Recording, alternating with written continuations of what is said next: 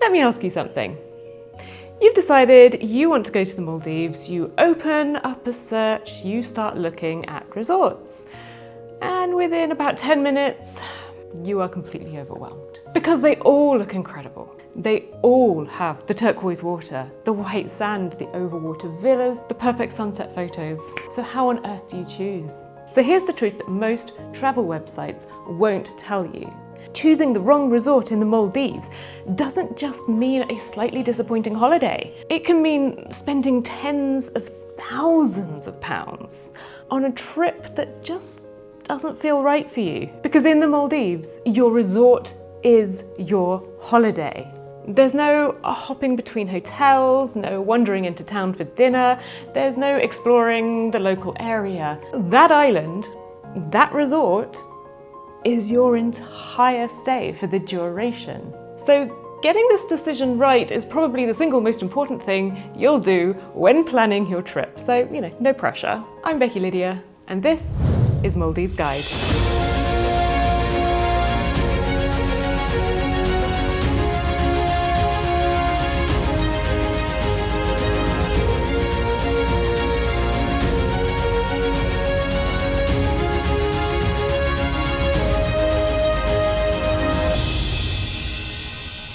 So I've visited a huge number of Maldives resorts.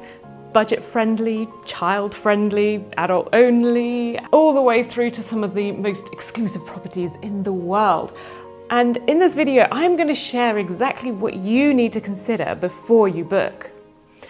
So not just the prettiest photos, not the most expensive option, just the right resort for you. I have visited quite a few resorts over the last few years, and even I struggle to choose a resort to visit.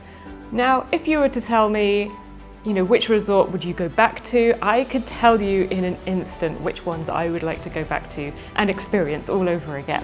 But when I have to go to a new island, well, I have a long list of ones that I want to go to, but if I was doing it just once, for a once-in-a-lifetime holiday, even I would struggle to choose. So it's not an easy thing to do for anybody, let alone somebody who doesn't know the Maldives and is going for maybe a once-in-a-lifetime thing or for the first time. We've got a lot to cover, so let's get into it. What kind of holiday do you actually want? So before you look at a single resort, and I mean this, you need to get clear on one thing first, and that is what kind of holiday you actually want. Because this sounds obvious, but most people skip this step entirely. They go straight to browsing, they fall in love with a set of photos, and they book based on how something looks rather than what it actually delivers. The Maldives has resorts designed for almost every type of traveller, but no single resort is perfect for everyone. So ask yourself honestly, which of these sounds most like you? Are you a couple on honeymoon or a romantic getaway, looking for privacy, seclusion, and those unforgettable moments? Are you a family with children needing space and safe swimming and kids facilities, and a resort that genuinely welcomes little ones? Are you a diver or a snorkeler where the quality of the house reef and the marine life matters more than the size of your villa? Are you a luxury traveller where the service and dining, the spa and the sheer level of indulgence is the point? Or are you working to a tighter budget, wanting that iconic Maldives experience without spending a small fortune? Your answer to that question should drive every decision that follows. So hold on to your thoughts about that, because we're going to come back to it throughout this video. Okay, right, budget. Let's talk. And I don't just mean the nightly room rate, because that can be genuinely misleading when it comes to the Maldives. I've seen people book what looks like a reasonably priced resort and then be absolutely blindsided by the total cost of their trip once everything is added up. Let's talk about what actually goes into the real cost of a Maldives resort stay. First, the room rate itself. Resorts broadly fall into three categories. You have budget-friendly resorts, and yes, they do exist in the Maldives. These typically offer smaller villas, simpler dining, speedboat transfers, and fewer facilities, but they still give you that extraordinary Maldivian setting. For a lot of travellers, these are an absolutely brilliant option. Then we have the mid-range resorts. It's a real sweet spot. You get a genuinely lovely experience, solid facilities, good food, and often that overwater villa that you've been dreaming about, without going to the very top end of the market, of course. And then, of course, you do have the top end, the luxury, and Maldives does luxury better than almost anywhere on earth. You have the private pools, the butler service, the fine dining under the stars, and these resorts are extraordinary, but they come with a price tag to match. But here's where it gets important. On top of your room rate, you need to factor in transfers, which we'll come to in a moment, because a seaplane transfer can add hundreds of dollars per person.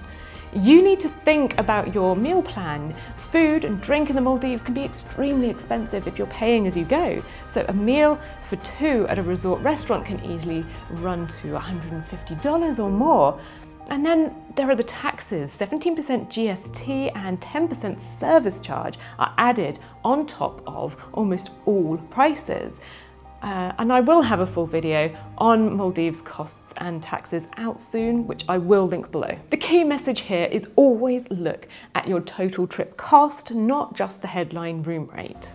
So location and transfers. This is one of the most overlooked factors when people are choosing a resort, and it can make a significant difference to your experience. The Maldives stretches across roughly 90,000 square kilometers of ocean, and where your resort sits within that space affects your transfer, your travel time, your cost, and in some ways the feel of the resort itself.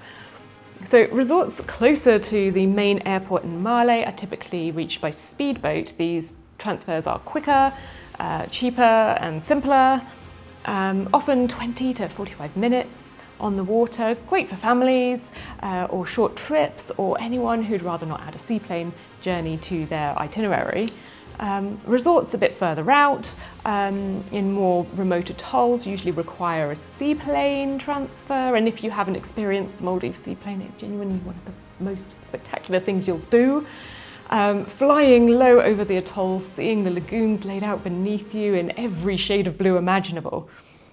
It's wonderful. But, and this is important, seaplanes only fly during daylight hours, which means if your international flight arrives late at night, you'll typically need to overnight near the airport before you continue onto your resort the following morning.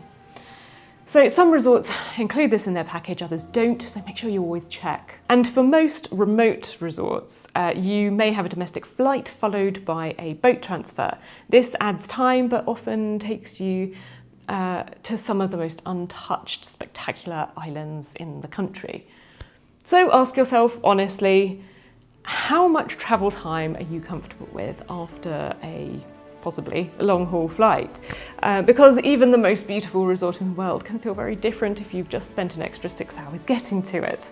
I have dedicated videos on transfers, seaplane versus speedboat, what to expect and how to prepare, and I will link everything down below once those are out. So let's move on to villas, because this is where most people start their research, even though I'd argue it should come a little later in the process. Everyone has seen the photos, the overwater villa perched above the turquoise lagoon with a deck and steps leading straight into the ocean. It's one of the most iconic images in travel. And yes, it genuinely is as magical as it looks. But overwater villas are not always the right choice for every traveller. And a lot of people book them almost automatically without considering whether a beach villa might actually suit them better. So let's compare them properly. Beach villas sit directly on the island, typically with a private garden and direct access to the beach. They often offer more space, more privacy than you'd expect. They'd tend to have more shade. They're generally easier for young children. There's no steps down into the ocean, no safety concerns about little ones on the deck. and they're usually less expensive than their overwater counterparts, but not always. Overwater villas give you that extraordinary feeling of being suspended above the ocean. You wake up to the sound of water beneath you. You can often step straight off your deck for a morning snorkel. The views, especially sunrise or sunset, are genuinely breathtaking. But it can be very hot on the deck to walk to your villa, as there is very little shade. Now, I'm not sure I have a personal preference on a beach villa or a water villa. Some resorts I go to have the most beautiful water villas, and I would stay there in a second, but others have really convenient beach villas, and so I would rather stay there. So it depends entirely on the resort as to what I prefer. I would say it is lovely to stay in a water villa when you're on honeymoon, as they're a little bit more remote and much quieter, but it's with younger children I found it much easier to stay in a beach villa. So it really depends on what kind of holiday you're going for, what kind of person you are, where you want to be near as well. It's always good to have a look at the resort map and see where these villas are, where the restaurants are, the bars are, the spa is, anything that's important to you, and make an informed choice. But it's not all about beach or overwater villas. There's size too. If you're traveling as a family, you may need more than one bedroom, so make sure you check carefully. Many resorts now offer 2-bedroom villas, family suites, or even large water villas. Some come with their own pool and, yes, occasionally a water slide too. Many others include larger single rooms with day beds or additional beds added for kids, and that can be a really good, much cheaper option than getting 2-bedroom villa. The bottom line, don't just book the overwater villa because it's the iconic option. Think about how you actually spend your time on holiday and choose accordingly. Families versus couples. This section matters greatly, and I want to be quite direct about it. Most Maldives resorts are technically family friendly, but technically family friendly and genuinely brilliant families are two entirely different things. If you're traveling with children, particularly younger ones, you want a resort that has really thought about families, and the good news is that many of them have. So look for a kids club with proper programming, not just a room with some toys where they will look after your children. Look for a shallow lagoon, a safe swimming beach or pool where the children can actually get in the water without being swept away by a current. Child-friendly dining options, family villas with enough space for everyone, and maybe even babysitting or childcare services if you want the occasional evenings to yourself. Some resorts go far beyond the basics. Water parks, dedicated teen areas, family snorkeling programs, marine biology activities for children. These places genuinely love having families, and it shows in every detail. For me, some of the best resorts have been the family ones, but that is because I have children. We have been to resorts with excellent kids clubs. There have been climbing walls, there have been ballet classes, there have been glass-bottom boats or water polo every day, playgrounds for them to play, soft play, movie nights for the kids, all sorts of things that they put on. There's been trampoline parks, they've taken them out for excursions, going to uninhabited islands to search for buried treasure. They do all sorts of things out in the Maldives, but then we've been to others that have not got a kids club or have just got a very basic kids club where you can put them in a room with some toys and somebody will look after them while you go diving, or somebody will come and babysit your children in your room while you go out for a meal in the evening. And perhaps that is what you need and all that you need. On the flip side, if you're traveling as a couple, particularly on a honeymoon or a romantic trip, you may actively want to avoid the more family-focused resorts. Some of them are wonderful, but genuinely they can be very busy. A resort full of happy, excited children is fantastic if you're one of the parents. Less so if you're trying to have a quiet and intimate holiday. There are also a small number of fully adult-only resorts in the Maldives, and I will make a video at a later date on that subject. So do hit the subscribe button and follow along for more. I cover every aspect of the Maldives in detail on this channel, and there is a lot more coming. So now, meal plans and food. Let's talk about this subject. This is an area where the cost difference between getting it right and getting it wrong can be enormous. So food in the Maldives, if you're paying as you go, is expensive, genuinely expensive. There's no local restaurant to pop to, every ingredient has to be shipped to the island, and resort pricing will reflect that. Now, most resorts offer a range of meal plan options. And there is all-inclusive, full board, half board, or bed and breakfast usually. So for bed and breakfast, you're covered for your morning meal, and you pay separately for lunch and dinner and any drinks. Half board, you have breakfast and dinner included, which is a popular choice because it gives you flexibility at lunch, but while covering your main 2 meals. Full board is all 3 meals included, but typically not drinks. Sometimes it can include soft drinks though. And all-inclusive, which covers meals, drinks, and including alcohol, and sometimes even activities and excursions too. So my honest advice, if you drink alcohol or you're planning to eat well, and let's be honest, in the Maldives you absolutely should eat well, then run the numbers on all the different meal plans before you dismiss any of them, because it can bring some genuinely fantastic value to your holiday. But, and this is crucial, not all inclusive packages are equal. Some include premium spirits, fine dining restaurants, and excursions. Others cover little more than the basic buffet meals and the house wine. So always read exactly what's included before you book. Now, we do drink alcohol, but we don't always tend to go all-inclusive. We seem to do half board more. We'll have a big breakfast, we'll have a big dinner, and we'll have a very small lunch. We don't usually eat that much at lunchtime, so often we find the half board option is better. Also, the alcohol, we tend to drink the higher end alcohol, the finer wines and things like that, so they are often not included in the all-inclusive price anyway.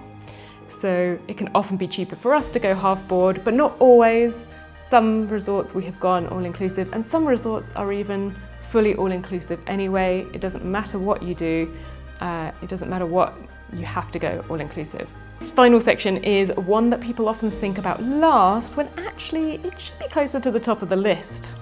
Ironically, I've done it last. What you're actually going to do when you're there.